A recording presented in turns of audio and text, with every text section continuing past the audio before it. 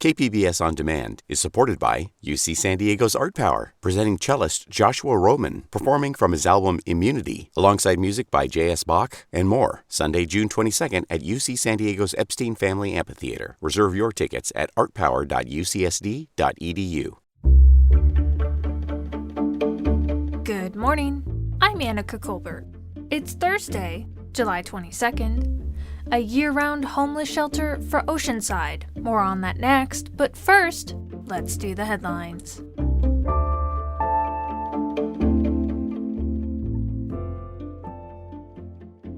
County public health officials are strongly urging anyone who isn't vaccinated against COVID-19 yet to go get the shot. Cases have jumped 82% in a 7-day period, with 3,500 cases reported. Hospitalizations are also trending up. The new cases and hospitalizations are happening primarily in unvaccinated individuals.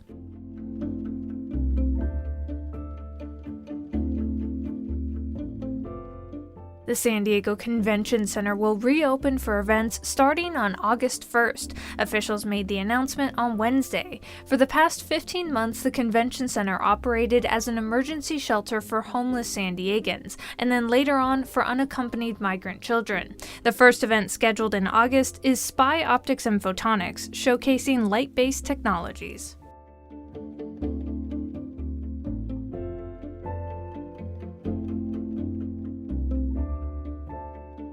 Pride festivities will take place for the first time ever in Escondido this weekend. Escondido Pride organizer Leo Molove says more is still needed to be done, but that this is a step in the right direction. I think having Pride in Escondido for the first time is a huge step forward. I think it's definitely in the right direction. We are definitely seeing that Escondido is ready for that change. The event will be at Kit Carson Park from 2 p.m. to 7:30 p.m. Admission is free. From KPBS, you're listening to San Diego News Now. Stay with me for more of the local news you need.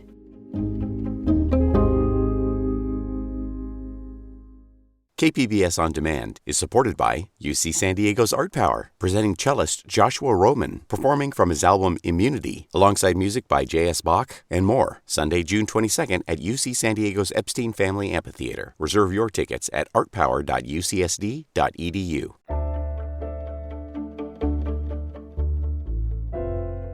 Oceanside will soon have its first year-round homeless shelter open for men, women, and families. KPBS North County reporter Tanya Thorne has more. A school that once served at-risk students will soon serve Oceanside's homeless. Ocean Shores High School, located on Oceanside Boulevard in El Camino Real, will turn into the city's first year-round homeless shelter. Didn't think we would get it. And in the end, they selected us to be their service provider, and I can't tell you how excited we are. Donnie D. is the president of the San Diego Rescue Mission. It's different for us because we own our properties, we own our assets, but what I love about this is it's an opportunity for the public and the private to work together on behalf of people who are living on the streets. The Rescue Mission, which will operate the Oceanside shelter, currently operates a 360-bed shelter in downtown San Diego. While the San Diego location will serve as a model for the Oceanside shelter, there are some differences. That property in Oceanside is going to be a drop-off facility. We'll work very closely with the HOT team in Oceanside, with their police department. We'll work very closely with other agencies, and they will refer people experiencing homelessness that need a place to stay to the San Diego Rescue Mission Ocean Shores campus. The Oceanside shelter will be open to men, women, and families. Leanna Quirk and her husband have been homeless for over 4 years and are now staying in a donated RV. They know all too well the need for shelters for families. There's nothing for families. That's the hardest part. Me and my husband are married 20 years.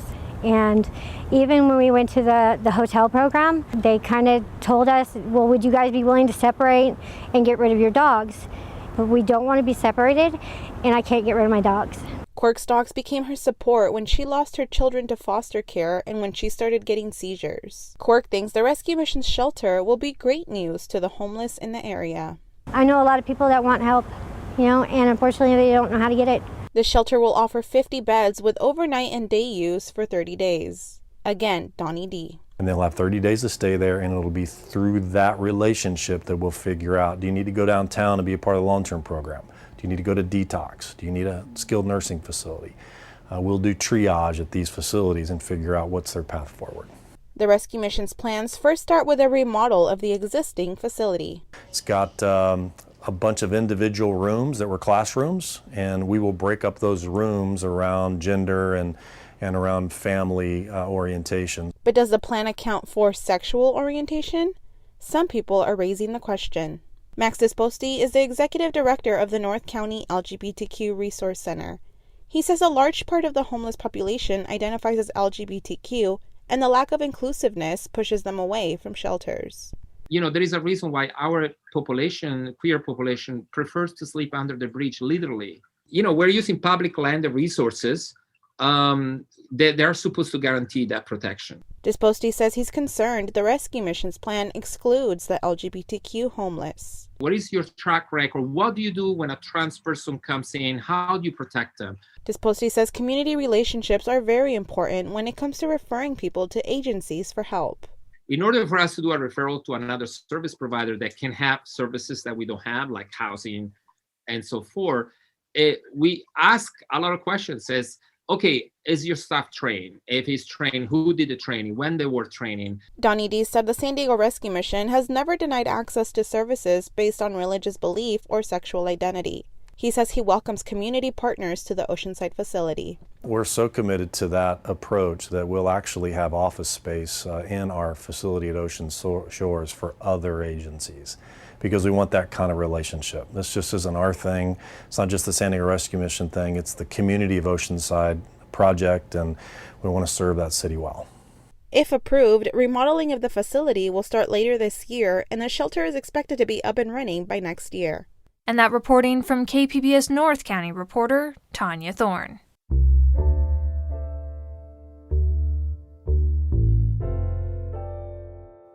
Governor Gavin Newsom signed the 2021-22 state budget last week, and on Wednesday, local and state lawmakers were praising the spending plan.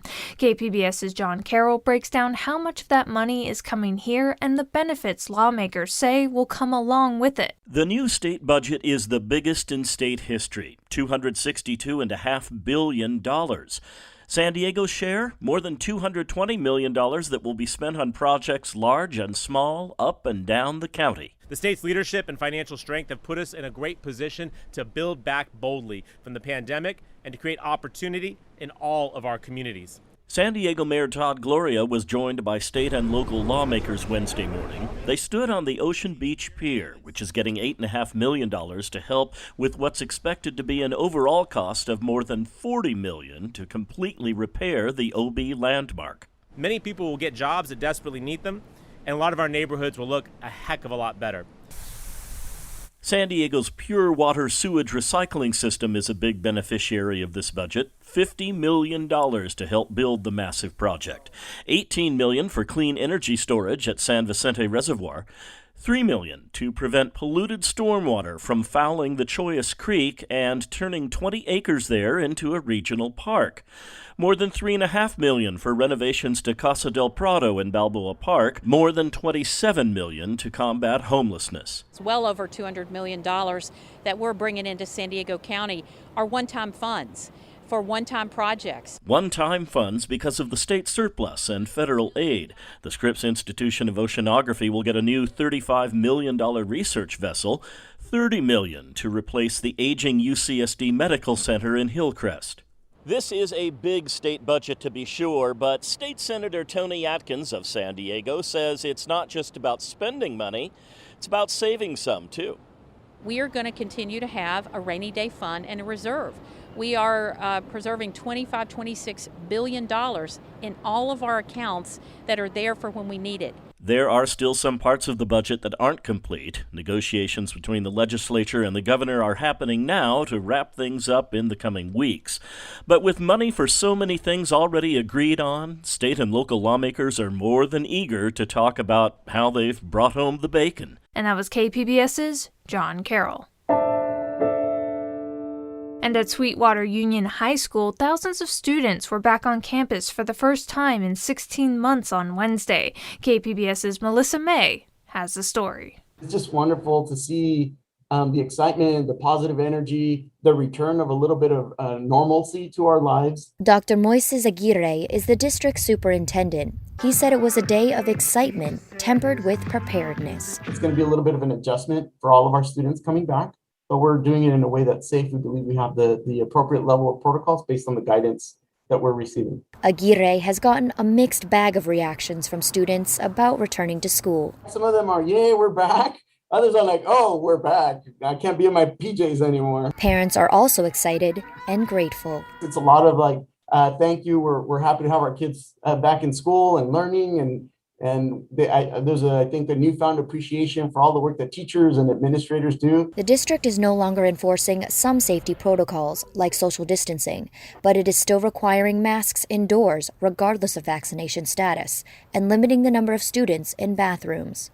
Drinking fountains have also been replaced with water bottle filling stations, and every classroom and office space has been equipped with an air purification system. Aguirre knows that a lot of students experienced the trauma of losing a loved one to COVID-19, and school staff is on hand to help. Is making sure that our students know that there are adults on campus they can talk to. We may need to wear a face mask, but nevertheless, we can be there in person to support them. About 300 students have opted to continue with virtual learning through the district's Launch Academy. And that reporting from KPBS's Melissa May.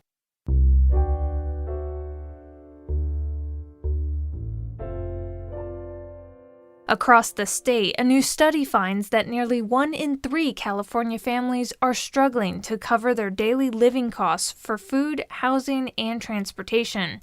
Cap Radio's Steve Milne has more.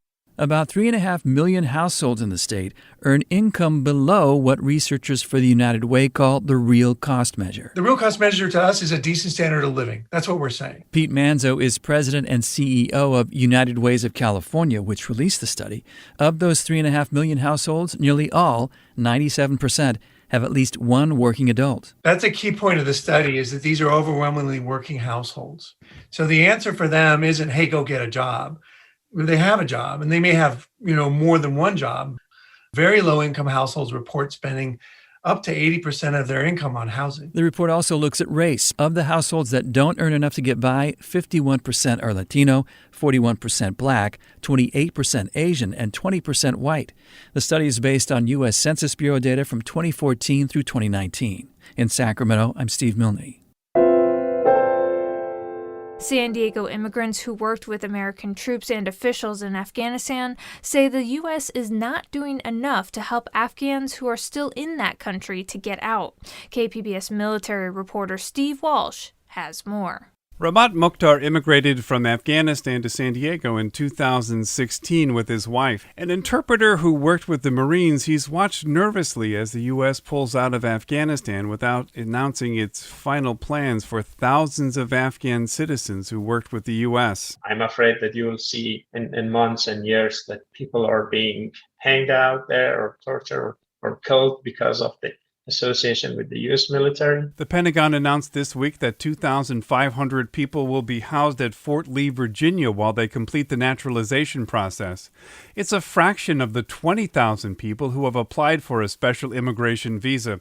That doesn't include thousands of family members. The Pentagon says that they may house others if asked by the State Department. And that was KPBS military reporter Steve Walsh. Coming up, the San Diego median home price hits a record of $750,000. We'll have more on that next, just after the break.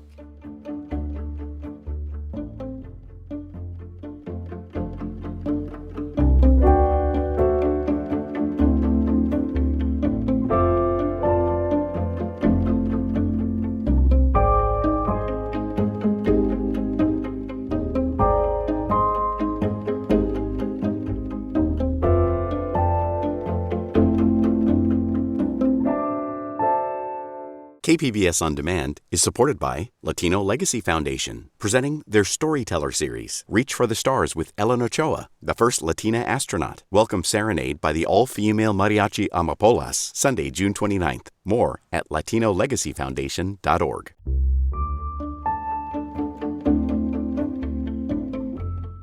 Bidding wars are breaking out among buyers as home prices in San Diego reach another record high.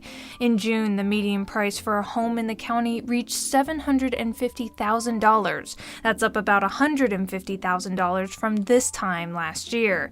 An extremely low inventory of homes for sale and low mortgage rates are two big factors driving prices up, but so is migration from buyers coming into San Diego from even higher priced areas in California. Mike Freeman is a reporter for the San Diego Union-Tribune who's been covering the story. He spoke with KPBS Midday Edition host Maureen Cavanaugh. Here's that interview. Remind us, if you would, first off, what does median home price mean? Is that the average home price in San Diego? No, it means that half of the homes sold for more than $750,000 and half of the homes of the month sold for less than that. So yeah, it's kind of a way to take out the extremes, right? So if you had a $35 million purchase, the average would really shoot high. But in the median, it's just one of the data points above the middle. And does that include condos or just single family homes? No, that's condos as well. So the median keeps climbing. June's numbers are even higher than they were in May. Isn't that right? Correct. It has been a very hot summer. It's been really driven, again, by the low mortgage rates and, also kind of their increased opportunities for people to work from home coming out of the pandemic or wanting to work from home coming out of the pandemic. And therefore, it's kind of fueled this strong demand for housing, particularly in the suburbs, right? Lower density areas where people can, kind of have their castle and work from it. Is that the theory about why people aren't selling? Well, I think the theory from the real estate agents I spoke to about what people aren't selling is, if you sell, where do you go from there? So, the idea is or the notion is that you couldn't replace what you've got, even if you sold for, so $750,000. You pocket that profit on your equity. If you wanted to live somewhere in San Diego County, you would have turn around and probably pay more. We've been talking about home inventory being so low. Is there any way to express how low that inventory is? I mean, is it historically low? Is it what are they talking about in terms of how low the housing inventory is? Is there any way that you can describe it? Well, I mean, the MLS has data that showed that the inventory in San Diego County for homes and condos was actually, that's the number of homes for sale, listed for sale, was actually less than a month. And typically, 2 years ago, before the pandemic, San Diego had 5.5 months of inventory, available. So some 10,000 listings on single family and some 3,000 listings on condos and townhomes. So, now it's down to 2,000 home listings and 1,000 condo listings. And so the inventory is just very, very thin right now. And San Diego has failed to hit the state targets for new home construction, hasn't it? How far behind are we? In the city limits, the target was about 88,000 units, and the city builders delivered about 4,200 units on some updated figures that I found this morning. So it's still, 50% below what the target was. How is that low inventory playing out in actual real estate sales in San Diego? What typically happens when a house goes on the market these days?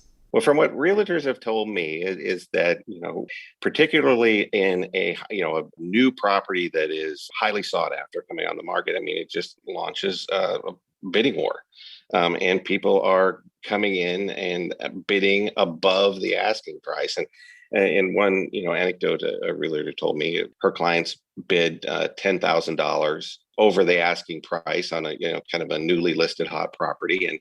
And they didn't get it because, someone else bid $45,000 over the asking price. And that home was like right in the sweet spot of the, median price homes. I think it was a $775 or thereabouts price. So you get people routinely now doing overbids. Wow. What about young couples who might be looking for a starter home? Have those prices risen dramatically too? Well, that has been a kind of the category, again, anecdotally from realtors, has been the category that has been the hardest for people to break into, because that's where a lot of the overbidding is happening. Buyers who are stretching to reach the median to get into a home. Yeah, you're reporting that buyers from Orange County and elsewhere in California are also driving home prices up in San Diego. Why is that happening? Yeah, well, if you look at the median prices up there, it's even higher. And, San Francisco is another sort of situation. And again, from what I was told is, if you're in those regions and, your money just goes a lot farther down here, you can, instead of getting a smaller place or, a townhome, an attached home, down here, you can get a single family home for less. So do we have to wait until San Diego can build itself out of this low inventory housing market, or are there other factors that might start to stabilize the market? Well, there are clearly other factors that would start to stabilize the market, because building would be a long process, right? But clearly, higher interest rates, if inflation really takes hold and interest rates start to rise, that clearly will put a damper on demand. So that, that's one of the things. And then, there's just, general economic conditions. We're coming out of the pandemic in a hot market. So that could be an issue if our economic conditions start to slow.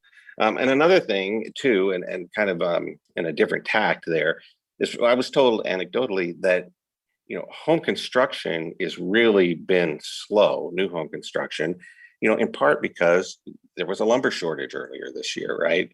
And very, very expensive building materials and hard to find labor. So construction employment, I understand, is now back to pre-pandemic levels, but still hasn't really taken off. And so, that's slowed it down too. You're not seeing a lot of the new home inventory coming on. And what's the forecast for San Diego real estate for the rest of the year? Well, according to the CoreLogic people, they continue to think that this is going to continue. CoreLogic's economists estimated that there'd be 11% price gain between now and May 2022 in the median. That was Mike Freeman, a reporter for the San Diego Union Tribune, speaking with KPBS Midday Edition host Maureen Cavanaugh. And that's it for the podcast today. Be sure to catch KPBS Midday Edition at noon on KPBS Radio, or check out the Midday Edition podcast. You can also watch KPBS Evening Edition at 5 o'clock on KPBS Television. And as always, you can find more San Diego news online at kpbs.org. I'm Annika Colbert. Thanks for listening, and have a great day.